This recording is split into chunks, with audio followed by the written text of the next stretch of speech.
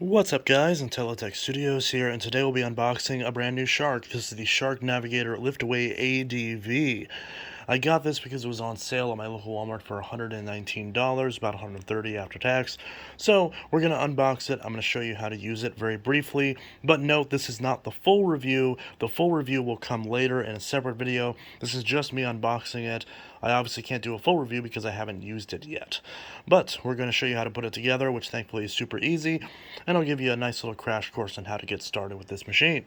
I will do a separate video, like I mentioned, that's a full review where I discuss everything about the machine and whether I recommend it or not, and I'll also do a separate video on how to maintain the machine as well. So be on the lookout for that, but just note this is the unboxing video. So starting off, for some reason Shark doesn't seal these, so you get to play a very fun game of did someone at the store steal something out of my vacuum box. Good news is I live in a decent area, so that's not super common. So up on the front we've got a quick start guide with the what's inside and some assembly instructions, although this machine is one of the easiest vacuums you're going to find to assemble. That's one of the things that's nice about Sharks, is that the way they're modular means they're incredibly easy to assemble and require no tools. Here we've got a user's guide.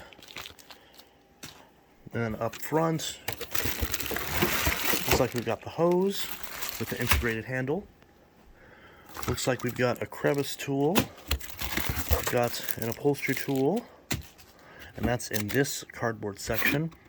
Right next to it, we have a wand, which is not wanting to come out. We'll pull the power head out first. So there's the power head. Now we can pull out the wand. We're going to remove some of this cardboard. And then right down there is our main unit. We're going to grab it by the handle on the bin. This one's already open a little bit. And we're going to pull that out, and the cord comes along with it. And that's everything in the box. So you should have the main unit with the cyclone and bin assembly, as well as the cord. Then you should have the power head, you should have the hose, the wand, and both of the small tools. So the next thing we're going to do is we're going to pull everything out of the plastic, and that's pretty self-explanatory, so I don't need to show that part on camera. Alright, so we've got all the pieces out of their various wrappings, and we're going to start off with the main power nozzle. So what we're going to do is we're going to grab this little joint right here and pull it until it clicks into the upright position. It's going to be quite stiff at first, but just give it a little push, and we'll go right there. This button is the button you press to release the canister assembly, which, now that I pushed it, it doesn't want to go back in. Okay, that's awkward. We're going to take the main unit, which you can see right here. We're going to take this, we're going to line it up, like so, and push it on until it clicks into place. It doesn't really click in very securely, but it does.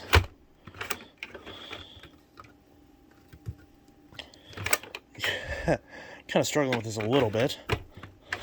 There we go. Just kind of slam it down. There's one thing I noticed that's already a flaw with this machine, is this mechanism doesn't like to click in place very well. Because normally on these Sharks there's a pretty confident click, but on this particular unit, maybe your specific one is different, but on mine at least, there is a noticeable issue with that. So you press that button to pull this off for lift away mode, and then you set it back on to click it back into place. So again, on mine, yeah, like there's barely a little click sound, and you really have to wrestle it on there. So, although I don't usually use the lift away mode on this anyways, I just carry the whole thing. So for me, it's not a big deal, but just know if you use that all the time, you have to really kind of wrestle it to get it in place, at least when the machine is new.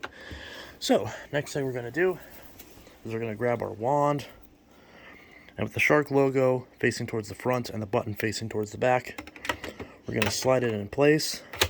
And you can see it's keyed, so that way it only goes in one way.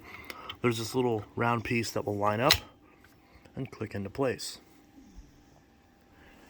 Next, we're going to grab the hose with the handle piece, and we're going to click it on just like that. Super simple. And then we're going to take this part right here, and where this little loop is, we're going to push it in down here and push it until it clicks into place, just like that. Again, not a very sturdy click, but a click nonetheless. And that's on, just like that.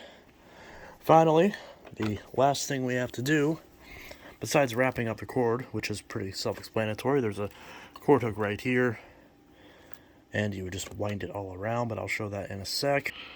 Now, of course, the vacuum's new, so it's going to be stiff, but we're going to take the cable and wind it around the upper and lower cord hooks, just like that.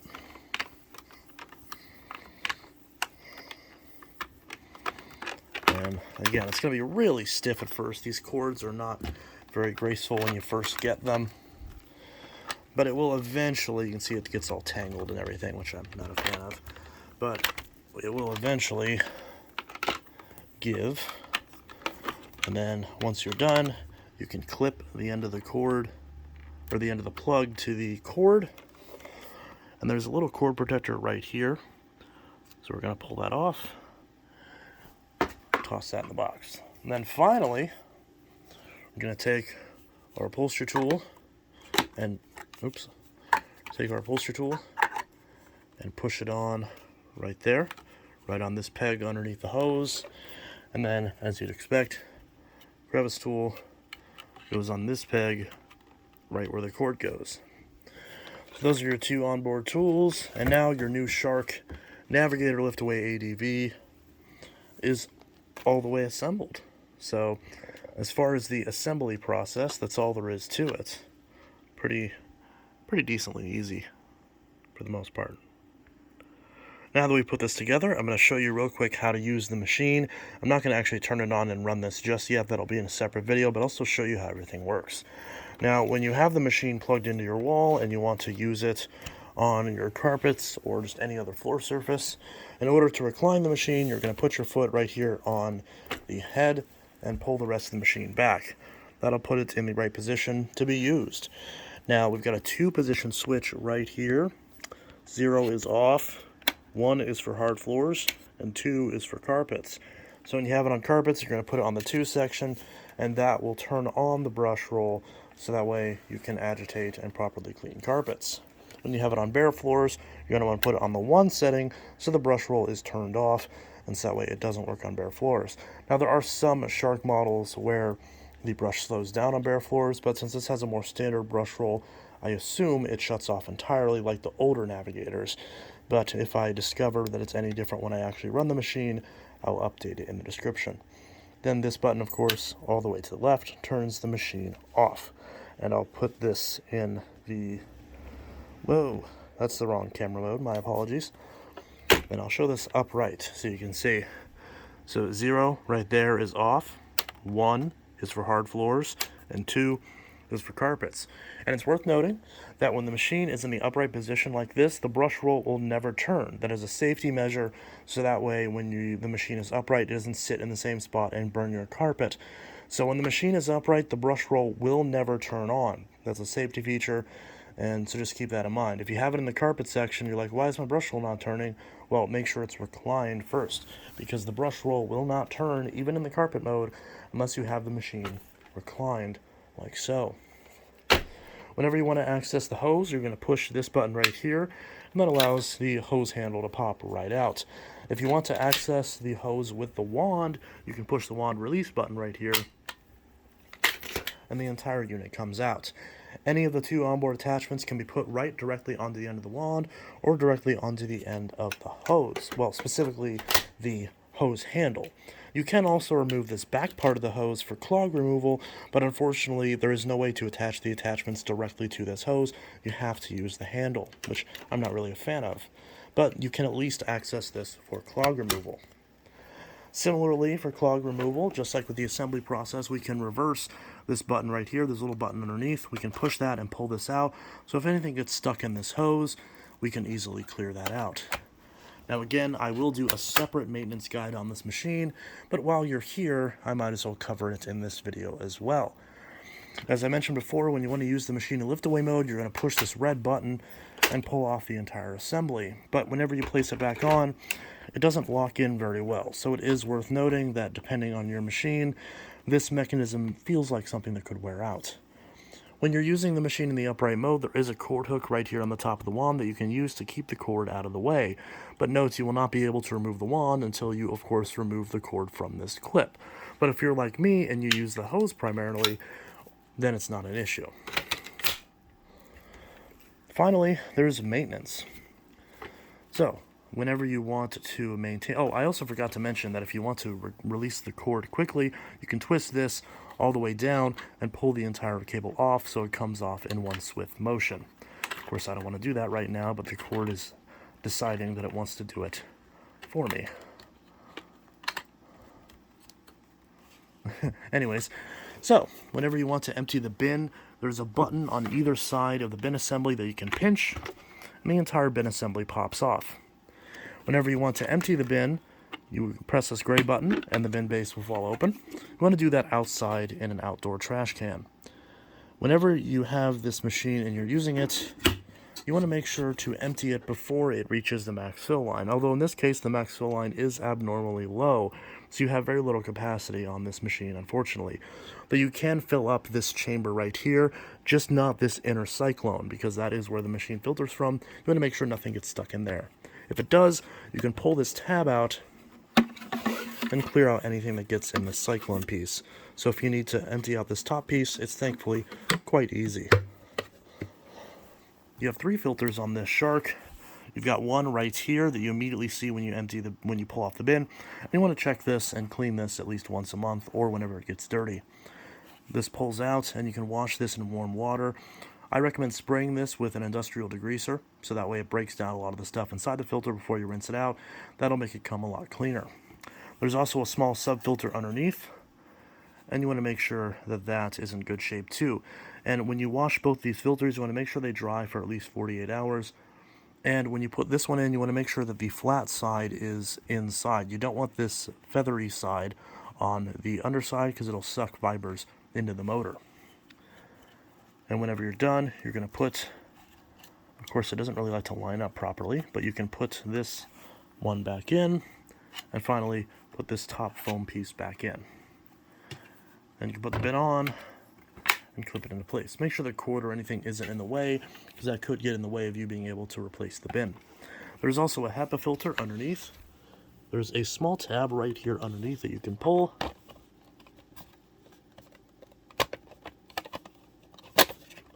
Which is not wanting to come off properly. And there's that. There's a HEPA filter right here. Press that, and it pops right off. Whenever you want to replace it, this filter is not washable.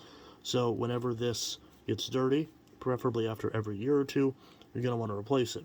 Take the new one, slide it in, and push it in until it clicks into place. Apologies for the strange camera work. I'll lay this down to make this easier, but just so I can demonstrate that again. Pops out, pops in. Then we're going to take our little door, we're going to line it up towards the top here, and then push it down until it clicks into place. Just like that. As far as the brush roll goes, it's pretty self-explanatory. This machine does not have any user-accessible belts, so if you have a belt go bad on this machine, you will need to replace the entire cleaner head, unfortunately. Of course, this is new, so it's stiff. When you get any hair on this brush roll, there are little guides that you can run a pair of scissors through and cut the hair off the brush roll. I recommend cleaning this brush roll every time you empty the bin, because that way the hair doesn't bunch up over time and you don't have to worry about the bristles not being able to make contact with the floor. So be sure to clean this out very regularly, or else it will impact performance or potentially damage the machine, the power head, or the brush roll. And that is pretty much how you use the Shark Navigator Lift Away ADV. Again, there will be separate videos where I will fully review this machine after using it for about 2 weeks, if not sooner, depending on how often I end up using this. But for at least a week, I'll be using this as my main vacuum and comparing it to other Sharks. And I will be doing a lot of videos comparing this to the Duo Clean models and seeing which one, if any, is worth your money. So, this is Intellidex Studios signing out. I'll see you guys in the next video, and I hope you all have a good one. Peace. If you found this video helpful, consider dropping a like or subscribing to Intellidex Studios for more content on this vacuum coming soon. Thank you.